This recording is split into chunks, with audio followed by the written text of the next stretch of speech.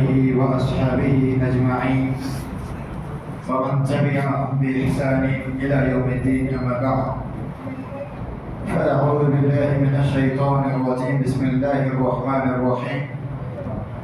يقترب للناس حسابهم وهم في غفلة معرضون. وقال تعالى: بل تؤثرون الحياة الدنيا والآخرة خير وأبقى. అనంత కరుణామయుడు అపార కృపాశీలుడైనటువంటి అల్లాహ్ తబారక వ తఆలా యొక్క పేరుతో ప్రారంభం. సోదరులారా, సోదరీమణులారా, అల్హమ్దులిల్లాహ్, ఈ రోజున మనము జుమ్మా నమాజ్ సమయంలో మన గురువుగారు ప్రసంగించారు, హృదయం అన్నది అల్లాహ్ తన ఇబాదత్ విషయంలో కఠినంగా మారిపోవడానికి గల కారణాలు ఏమిటి అన్నటువంటి విషయాల పట్ల చాలా అద్భుతమైన ప్రసంగం చేశారు. అందులో ఒక భాగం వచ్చేసి పరధ్యానంలో పడిపోవడం. ఈ రోజున ఇన్షాల్లా అదే అంశం మీద నేను కూడా ప్రసంగించేటువంటి ప్రయత్నం చేస్తాను. పరధ్యానంలో మనం పడడానికి గల కారణాలు ఏమిటి అన్న విషయం మీద మనం వివరించుకునేటువంటి ప్రయత్నం చేద్దాం. సోదరులారా, మొదటగా అల్లాహ్ తబారక వ తఆలా తెలియపరుస్తున్నాడు, యఖ్తరిబు లిన్నాసి హిసాబుహుం వహుం ఫీ గఫ్లతిన్ ముఅరిదూన్. మానవుల యొక్క లెక్క తీసుకునేటువంటి సమయము అతి సమీపంలో ఉంది, ఎంతో దూరంలో లేదు. ఈ మానవుడు ఏంటికి పుట్టించబడ్డాడు, వీడి యొక్క జీవిత లక్ష్యం ఏమిటి, ఏ కారణంగా భూలోకంలోకి పంపించబడ్డాడు, మరియు ఈ భూలోకంలో నేను అతనికి ఇచ్చినటువంటి ఈ పరిపూర్ణమైన జీవిత సమయంలో ఎంత మటుకు ఆచరించాడు, చేసుకున్న సత్కర్మలెన్ని, చేసుకున్న దుష్కర్మలెన్ని, వీటన్నిటి యొక్క లెక్క తీసుకునేటువంటి సమయం అయితే అది సమీపంలో ఉంది. కానీ అదేమి తెలియనట్టుగా ఈ మానవుడు మటుకు పరధ్యానంలో పడి ఉన్నాడు. సోదరులారా, హిసాబ్ యొక్క దినం గురించి సుబ్హానల్లాహ్ మనమందరం కూడా ఎంతో భయపడాలి.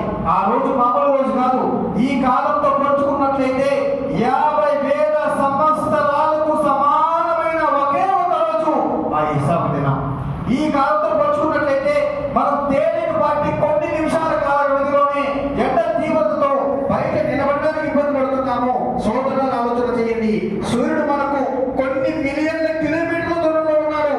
అయినప్పటికీ ఆ వేడి తీవ్రతతో కొద్దిపాటి సమయం కూడా మనం బయట నిలబడడానికి ఇష్టపడట్లేదు. కానీ సోదరులారా, రేపు తీర్పు దిన రోజు పరిస్థితి ఎలా ఉంటుందంటే, ఒక హదీస్ లో వస్తుంది, సూర్యుడు మీకు అతి సమీపంలో ఉంటాడు, అది పట్టుకుంటే అందుకునేటువంటి దగ్గరలో ఉంటాడు.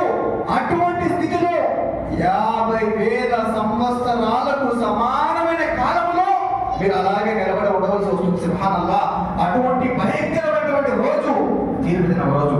మరియు సోదరులారా, ఆ రోజు మానవుల పరిస్థితి ఎలా ఉంటుందంటే, ప్రతి ఒక్కరూ తమ కర్మలకు ప్రతిఫలంగా కొంతమంది కాళ్ళ దాకా తమ చెమటలో మునిగి ఉంటారు, కొంతమంది నడుముల దాకా తమ చెమటలో మునిగి ఉంటారు, కొంతమంది సంఖ్యల దాకా తమ చెమటలో మునిగి ఉంటారు. అటువంటి పరిస్థితుల్లో కూడా వారికి నీరు కానీ త్రాపించే పరిస్థితులు కూడా ఉండవు. అటువంటి భయంకరమైనటువంటి దినం హిసాబు దినం. అందుకనే అమ్మ ఆయిషా రలియల్లాహు అన్హా గారు ఒకసారి ఏడ్చుకుంటూ ఉన్నారు. ప్రవక్త అలైహిస్సలాతు వస్సలాం చూశానామని చూసి ఆయిషా ఎందుకు ఏడుస్తున్నాడు అనగా, అమ్మ ఆయిషా రలియల్లాహు అన్హా గారు సమాధానమిస్తున్నారు, ప్రవక్త, నాకు తీర్పు దిన పరిస్థితులు గుర్తుకొచ్చాయి. ఆ హిసాబు దిన రోజున నా స్థితి ఏమి కారణమో తలుచుకుంటే నాకు భయం వేస్తుంది.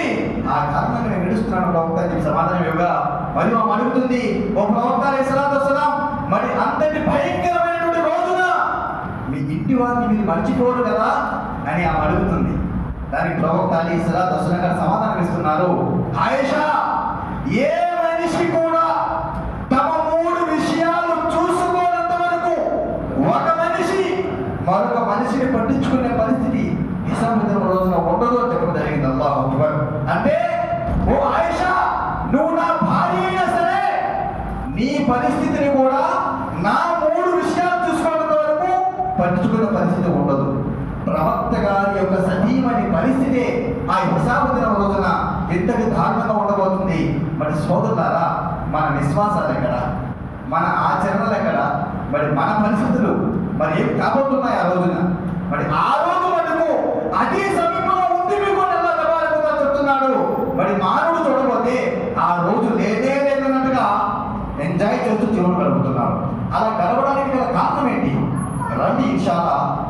తెలుసుకున్నాం. ఉలమా ఇక్రామ్ ధార్మిక పండితులు ఈ యొక్క ఆయనలో కోట్ చేసిన పాయింట్ చెప్తున్నారు.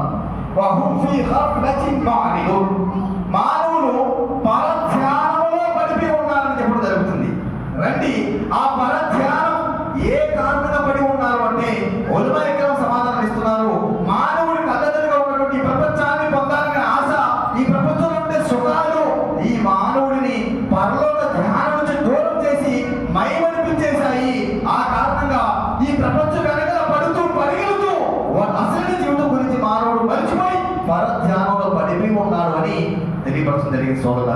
సోదరులారా, ఈ ప్రపంచం మనకు ఒక పరీక్ష నిమిత్తం అల్లాహ్ తబారక ప్రసాదించాడు తప్ప ఈ ప్రపంచం మనకు శాశ్వతం కాదు. సోదరులారా, ఈ ప్రపంచం గురించి ప్రవక్త అలైహిస్సలాతు వస్సలాం అంటున్నారు, కున్ ఫి దునియా కఅన్నక గరీబున్ ఔ ఆబిర సబీల్.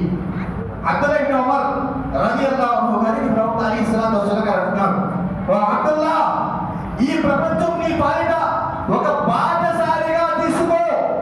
బాటసారి అర్థం ఏంటి? ఒక ప్రయాణికుడు. ఉదాహరణకి నేను రాజుపేట నుండి ఒక ప్రాంతానికి వెళ్ళాను, ఒక ప్రయాణికుడిగా, ఒక ముసాఫిర్గా వెళ్ళాను. 2 రోజులు మటుగా అక్కడ ఉండాలనుకుంటున్నాను. ఏం చేస్తాను? 2 రోజులకు సరిపడ్డ ఒక జత బట్టలు, అవసరమైన వస్తువులు చిన్నపాటి బ్యాగులో పెట్టుకుంటాను, వెళ్తాను, తిరిగి మన నా గమ్యాన్ని చేరుకుంటాను. అదే శాశ్వతమైనటువంటి భ్రమదైతే నేను తప్పనిసరిగా వెళ్ళను. అదే విధంగా ప్రవక్త అలైహిస్సలాతు వస్సలాం అంటున్నారు, ఓ మానవులారా, మీరు ఒక చోటు నుంచి మరొక చోటుకి పంపించబడ్డారు. ఆ భూలోక ప్రదేశం మీ పాలిట ఒక ముసాఫిర్ లాంటిది. మీరు దాన్ని ముసాఫిర్గానే తీసుకోండి.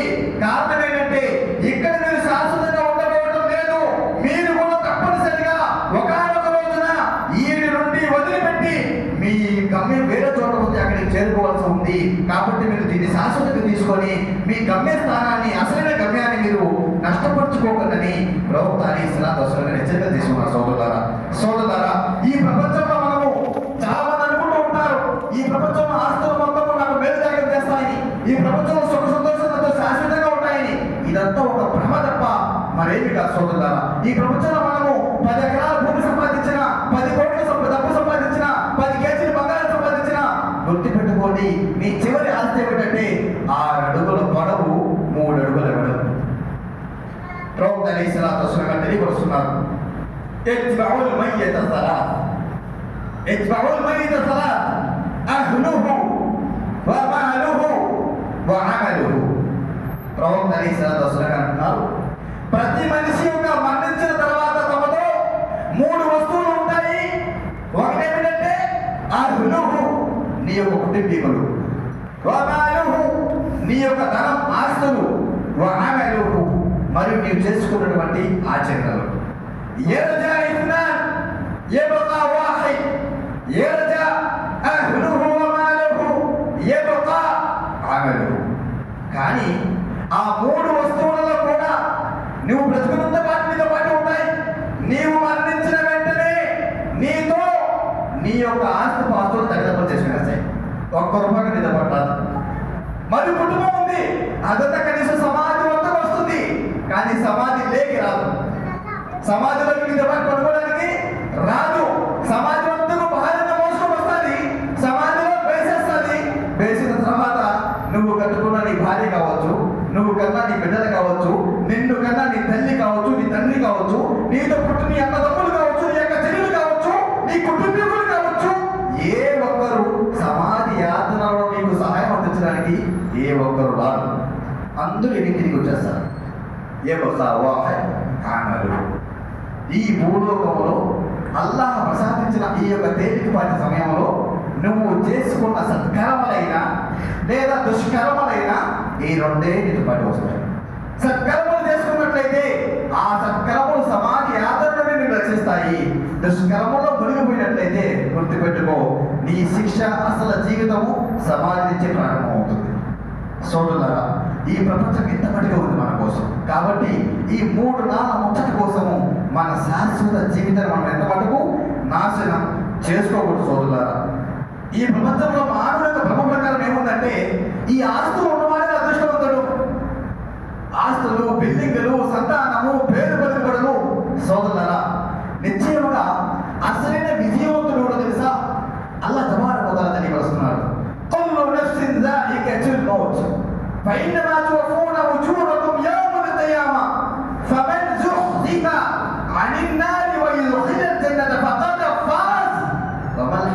దున్యా ఇల్లా మతాఉల్ గురూర్. అల్లాహ్ తబారక వ తఆలా తెలియపరుస్తున్నాడు. అసలు శిశువైన విజయవంతుడు తెలుసా? అల్లాహ్ తఆలా అంటున్నాడు, నిశ్చయముగా ప్రతి మనిషి మరణించక తప్పదు. ఫైన్నమా తువఫౌన ఉజూరకుం యౌమల్ కియామా. మరణించిన ప్రతి వ్యక్తి రేపు తీర్పు దినం రోజున తాము చేసుకున్న ప్రతి కర్మను చూసుకుంటారు. ఆ రోజున ఎవరైతే తమ సత్కర్మను చూపించుకొని నరకం నుంచి రక్షించబడి స్వర్గములో ప్రవేశింపజేయబడతాడో ఫఖద్ ఫాజ్, అతను అసలైనటువంటి విజయవంతుడు. కారణం ఏంటంటే ఈ భూలోకంలో 39 కోట్లు సంపాదించినా కూడా సమాజవంతుడు కావు. కానీ ఆ పరలోకంలో కనుక విజయం సాధిస్తే అది నీకు శాశ్వతంగా ఉంటుంది. అది కదా అసలు విజయం అంటే. తేలికపాటి సమయంలో వచ్చిన విజయమా కాదు, శాశ్వతంగా నీకు పేరుదాయకంగా నిలబడినటువంటి విజయం అసలు విజయం అంటే అదే అసలు శిశురైన విజయం అని అల్లాహ్ తబారక వ తఆలా తెలియపరుస్తున్నాడు. మరియు అల్లాహ్ తఆలా అంటున్నాడు, వమల్ హయాతద్ దున్యా ఇల్లా మతాఉల్ గురూర్. ఓ మానవులారా, గుర్తుపెట్టుకోండి, మీరు మోసపోతారేమో. ఈ భూలోక జీవితము ఒక మాయా లోకం తప్ప మరేమి కాదు. మీకోసం కేవలం ఒక పరీక్ష నిమిత్తం బట్టి ఈ భూలోకంలో జరిగింది. మంచి పనులు చేస్తారా, చెడు పనులు చేస్తారా? కాబట్టి సోదరులారా, ఈ మాయా లోకంలో పడి మనము నిశ్చయంగా నష్టపోకూడదు. ఎవరైతే ఈ భూలోక కాలంలో అల్లాహ్ తాలా యొక్క ధర్మాన్ని చూడకుండా, అల్లాహ్ పట్ల భయభక్తులు లేకుండా ప్రాపంచిక వ్యామోహంలో మునిగి అదే స్థితిలో మరణిస్తారో రండి, వారి కోసమై అల్లాహ్ తబారక వ తఆలా హెచ్చరికగా ఒక అధ్యాయాన్ని అవతరింపజేశారు. అల్లాహ్ తబారక వ తఆలా ఈ యొక్క సూరాలో క్లియర్గా చెప్తున్నాడు. అల్లాహ్ తఆలా అంటున్నాడు, అల్హాకుముత్ తకాసుర్. ఈ మానవులు ఒకరిని మించి ఒకరు ప్రపంచాన్ని పొందాలనే ఆశ వీరిని ఏమరపాటులో పడివేసి ఉంది. హత్తా జుర్తుముల్ మకాబిర్. ఈ మానవుడు అనుకుంటూ ఉంటాడు, నేను అది సంపాదించాలి, ఇది సంపాదించాలి, అది కట్టాలి, ఇది కట్టాలి అన్న భ్రమలో ఉంటాడు, ఆలోచనలో ఉంటాడు. ఉంటూ ఉండగానే సమాధి చెరుకునేస్తాడు. కారణం ఏంటంటే వీటన్ని ప్లానింగ్ చేసుకున్నా కూడా, ఎంత పకడ్బందీ బిల్డింగ్ నిర్మించాలని ప్లానింగ్ చేసుకున్నా కూడా వాడికి తెలియదు కనీసం ఆ బిల్డింగ్ కట్టేదో బతికి ఉంటాడా, చనిపోతాడా. అలా ఆలోచిస్తూ ఉంటారు. హత్తా జుర్తుముల్ మకాబిర్. అలా ఆలోచిస్తూ ఉండగానే సమాధి చేరుకుంటారు. కల్లా సౌఫ తఅలమూన్. ఎంత మాత్రం నిజము కాదు, ఏ విషయం నిజం కాదు. వీరు అనుకుంటున్నారు ఈ ప్రాపంచిక ధనాగారాలు వీరితో పాటు కలకాలం ఉంటాయని. కల్లా, అది ఎంత మాత్రం నిజం కాదు. సౌఫ తఅలమూన్. అతి తొందరలోనే ఈ విషయం మనకు తెలిసిపోతుంది. ఎప్పుడైతే మలకల మోతులు వచ్చి నీ యొక్క ప్రాణం తీసేటువంటి సమయం వస్తుందో ఆ రోజు నీకు తెలిసి వస్తుంది నేను ఆలోచించిన ఆలోచనలన్నీ ఎంత మాత్రం నిజం కాదని. మరొకసారి వినండి, జాగ్రత్త వహించండి. మీ ఆలోచన ఎంత మాత్రం నిజము కాదు, మీకు తొందరలోనే ఈ విషయం తెలిసిపోతుంది.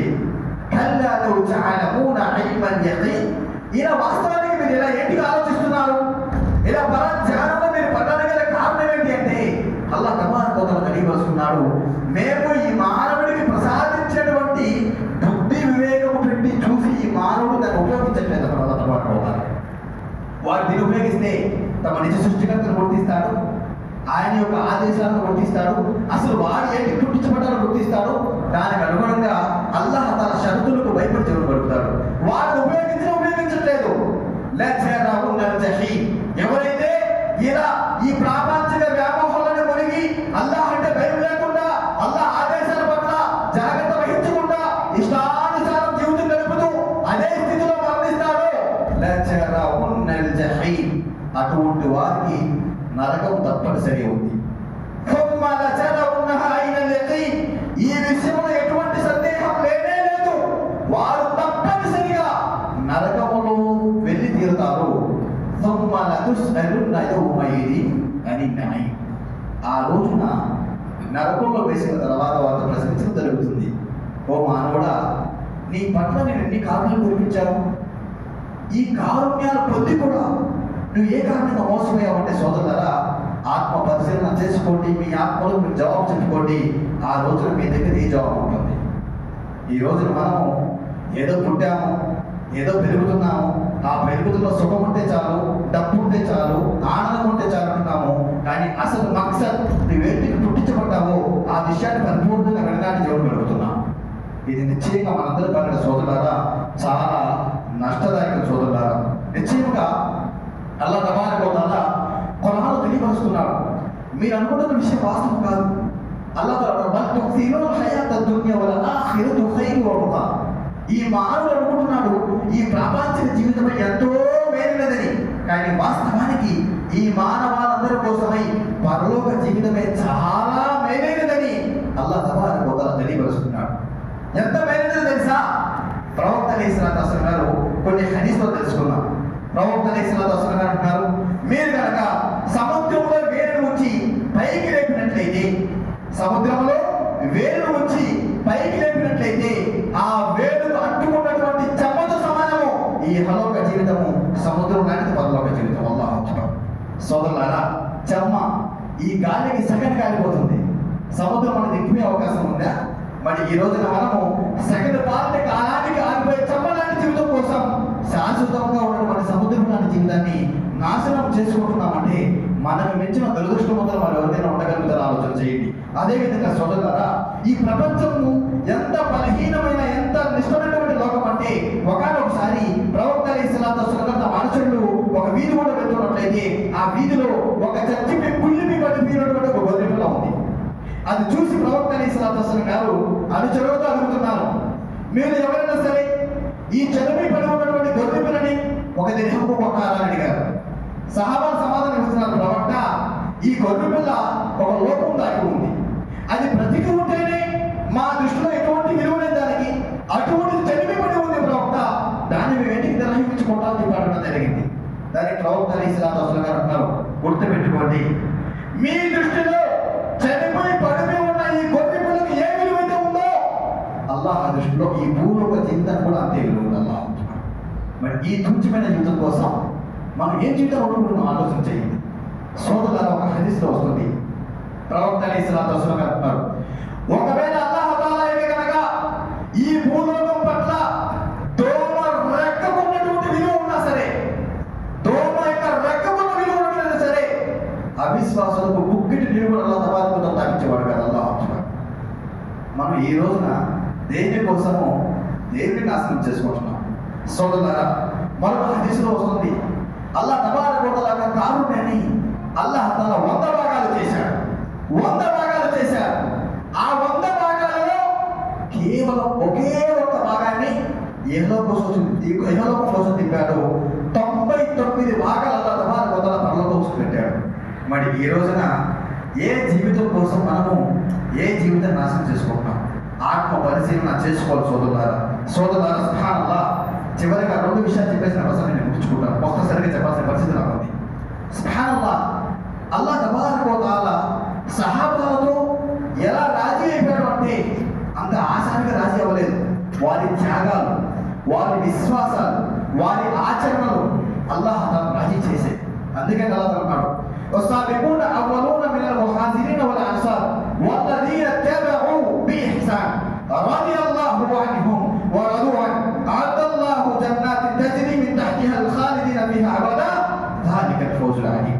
అల్లాహ్ తబారక వ తఆలా అంటున్నాడు, ఎవరైతే ముందుగా ఇస్లాం పట్ల ఆసక్తి కనబరిచి ఇస్లాం వైపుకు వచ్చినటువంటి ముహాజిర్లు అన్సారులను పరిపూర్ణమైన ఇఖ్లాస్తో ఆచరిస్తారో వారిని అల్లాహ్ తబారక వ తఆలా ఇష్టపడతారు. వారితో అల్లాహ్ తబారక వ తఆలా రాజీ అయిపోతాడు.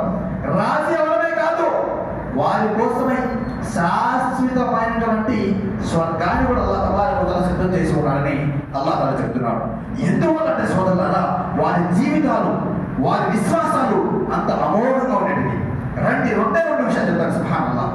సోదరులారా, ఈ రోజున మన విశ్వాసాలకి వారి విశ్వాసాలకి, మన ఆలోచనలకి వారి ఆలోచనలకి ఉన్నటువంటి తేడా ఏంటి?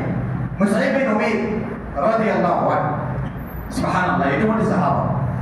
ఈయన గురించి అబ్దుల్ రహమాన్ బిన్ ఔఫ్ రలియల్లాహు అన్హు అంటున్నారు, నేను కనుక భోజనం వడ్డించుకొని ఆ భోజనం తింటున్న సమయాన నాకు కనుక ముసైబ్ బిన్ ఉమైర్ గారి యొక్క మరణస్థితి కనుక గుర్తొచ్చినట్లయితే ఆ భోజనం నాకు దిగట్లేదు, నా కన్నీళ్లతో నిండిపోతున్నాయని చెప్పడం జరిగింది. అల్లాహ్ అక్బర్. కారణం ఏంటి? ఎందువల్ల బాధపడుతున్నాడు? ఒకసారి ముసైబ్ బిన్ ఉమైర్ గారి జీవితం చూడండి. ఆయన జీవితం ఎటువంటిదంటే, ఆయన ఈ రోజు ధరించిన దుస్తులు రేపు ధరించేవారు కాదు. ఆయన ఎటువంటి సుగంధ ద్రవ్యాలు ధరించేవాడు అంటే, అతను ఒక వీధి గుండా వెళ్ళిన తర్వాత కాసేపటికి ఆ వీధిలో నడిచేటువంటి ప్రజలు చెప్పుకునేవారు, ఈ వీధిలో ముసైబ్ బిన్ ఉమైర్ వచ్చి వెళ్ళాడని చెప్పేసి. అటువంటి ఖరీదైనటువంటి సుగంధ ద్రవ్యాలను ధరించేవాడు. అటువంటి ధనుకుడు, ఆస్తి సంపన్నుడైన అటువంటి వ్యక్తి వద్దకు అల్లాహ్ తబారక వ తఆలా ధర్మ సందేశం పంపించాడు. ఆయన హిదాయత్ సుబ్హానల్లాహ్ తబారక వ తఆలా ఇచ్చాడు. ఇస్లాం స్వీకరించాడు. ఇస్లాం స్వీకరించిన తర్వాత తమ తల్లి ఆయనకు కండిషన్ పెట్టేసింది, ముసైబ్ నీకు ఇస్లాం కావాలి అంటే నా ఆస్తిలో నుండి చిల్లి గవ్వ కూడా నీకు ఉండదు, కట్టుపట్టుతో నువ్వు బయటకు పోవాల్సిన పరిస్థితి వస్తుందని చెప్పడం జరిగింది. సుబ్హానల్లాహ్. ఆ సహాబా ఏ మాత్రం ఆలోచన చేయకుండా తమ గ్రహించారు, బుద్ధి వివేకం పెట్టి చూసి ఏమని, ఈ భూలోక జీవితం నా ప్రభువు నాకు ఇచ్చింది, ఒక షరతు మీద ఒక నిబంధనతో ఇచ్చాడు. ఆ నిబంధన ప్రకారం జీవితం కలిపితే శాశ్వత జీవితం, నాకు సుఖమైన జీవితం ఉంటుంది.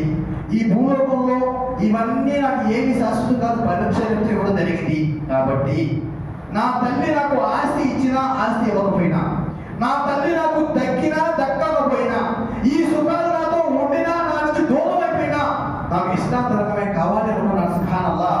కట్టుబట్టులతో బయటకు వెళ్ళిపోయాడు. అటువంటి స్థితిలో అతను మరణించాడు. ఎటువంటి స్థితి అంటే, ఆయన మరణ సమయంలో మరణించాడు. ఆయనకు కఫన్ దుస్తులు ధరించాలి. కఫన్ దుస్తులు ధరించాలి అంటే ఆయన వద్ద సోదరులారా, ఆయన మరణ కాలంలో ఒకే ఒక బట్ట ఉంది. అల్లాహ్ ఎటువంటి ధనికుడు, ఏ స్థితిలో మరణించాడు, దేనికోసం మరణించాడు? ప్రాపంచిక సుఖం కోసం కాదు, పరలోక సాఫల్యం కోసం, అల్లాహ్ తఆలా కరుణ కోసం. అటువంటి ధనములైనటువంటి స్థితి నుండి కట్టుబట్టలు లేకుండా కఫనుకు కూడా దుస్తుల స్థితిలో మరణించాడు. ఆ స్థితిని చూసి సహాబాలు ప్రవక్త గారి దగ్గరికి వెళ్ళారు. ప్రవక్త, ముసైబ్ బిన్ ఉమైర్ గారికి ఒకటే ఒక బట్ట ఉంది, ఆ బట్ట తలకు కప్పితే కాలుకు సరిపడట్లేదు, కాలుపైన కప్పితే తలకు సరిపడలేదు. ప్రవక్త ఏమి చేయమంటారు అంటే, ప్రవక్త అలైహిస్సలాతు వస్సలాం గారు ఖర్జూరపు రెక్కలు తీసుకొచ్చి కాలి మీద కప్పండి, ఆ బట్టను తల మీద కప్పండి అని చెప్పేసి ఆ స్థితిలో అతనికి కఫన్ దుస్తులు ధరించి అతన్ని దఫన్ చేయడం జరిగింది. సోదరులారా, ఈ స్థితి తెలుసుకున్న నాకు అన్నం తింటున్న సమయం ఆ స్థితి గుర్తుకొస్తే, ఆ అన్నం నాకు దిగట్లేదు అని అబ్దుల్ రహమాన్ బిన్ ఔఫ్ రదియల్లాహు అన్హు ఏడుస్తున్నారు. అల్లాహ్ అక్బర్. ఎటువంటి మహా త్యాగాలు చేసి ఉన్నారు. మరి ఈ రోజున మనము దేనికోసం దేని విడనాడుకుంటున్నాం, ఆ రోజున వారు దేనికోసం దేని విడనాడారు. సోదరులారా, చివరిగా ఒకే విషయం చెప్పి ముగించుకుంటా. సాలిం బిన్ అబ్దుల్లా, ఈయన ఒక తాబాయి. ఉమర్ ఇబ్నుల్ ఖత్తాబ్ రదియల్లాహు అన్హు గారికి మనవడు. ఈయన ఒకసారి మస్జిద్ హరంకు వెళ్ళాడు ఉమ్రా చేయడం నిమిత్తము. ఆ సమయంలో ఆయన చాలా కష్టకాలంలో ఉన్నాడు. మస్జిద్ హరంలో కాబతుల్లా చుట్టూ తవాఫ్ చేస్తున్నాడు.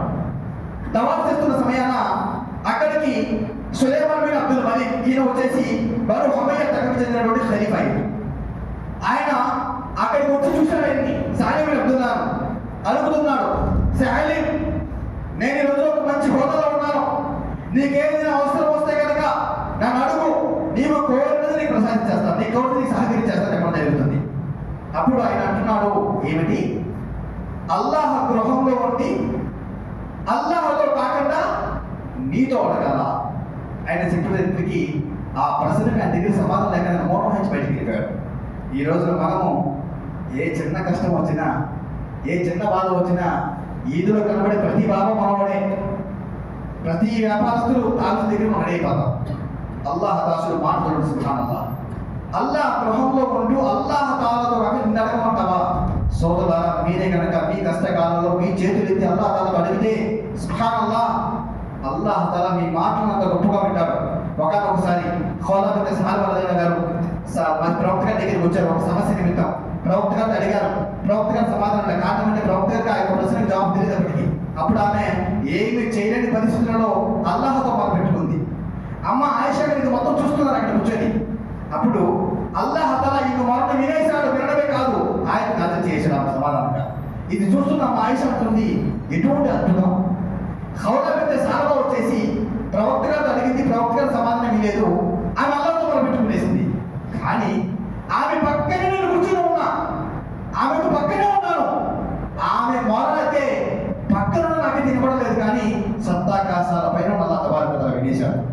వినడమే కాదు ఆయనకు సమాధానం కూడా పంపించేస్తారు. సుబ్హానల్లాహ్, ఇంతటి అమోఘంగా అల్లాహ్ తబారక వ తఆలా తమ దాసుల కష్టాలు వింటాడు. మరి మీ కష్టం అంటే మీ ప్రభుత్వం మీరు మట్టుపెట్టుకోండి. మీ కష్టాలను కడదేర్చగలిగేటువంటి కరుణామయుడు శక్తివంతుడు అల్లాహ్ తబారక వ తఆలా తప్ప మరి ఎవరు కాదారు. సోదరులారా, ఆ మాట వినగానే సులైమాన్ అబ్దుల్ మలిక్ నుంచి బయటకు వెళ్ళిపోయారు. ఈయన కూడా సాలిమన్ అబ్దుల్లా తవాఫ్ అయిపోయింది, ఆనందం అయిపోయింది, బయటకు వచ్చేసాడు. బయట ఉన్నాడు ఆయన. అప్పుడు వచ్చాడు ఆయన వాళ్ళ సులైమాన్ బిన్ అబ్దుల్లా మనకి అన్నాడు, యా సాలి, మరి ఇప్పుడు నువ్వు మసీదులో లేవు కదా, అల్లాహ్ గృహంలో లేవు కదా, బయట ఉన్నావు కదా, మరి అడుగు నీకేం కావాలి, నేను ఇవ్వడానికి సిద్ధంగా ఉన్నాను. ఆయన అంటున్నాడు సాలిమన్ అబ్దుల్లా, ఏం సులైమాన్, ఏం అడగంటున్నావు, పరలోకమనా లేదా ఇహలోకానా? ఆయన అంటున్నాడు, అయ్యా పరలోకానికి ఇచ్చే శక్తి నా వద్ద లేదు, ఆ శక్తి అల్లాహ్ వద్ద ఉంది.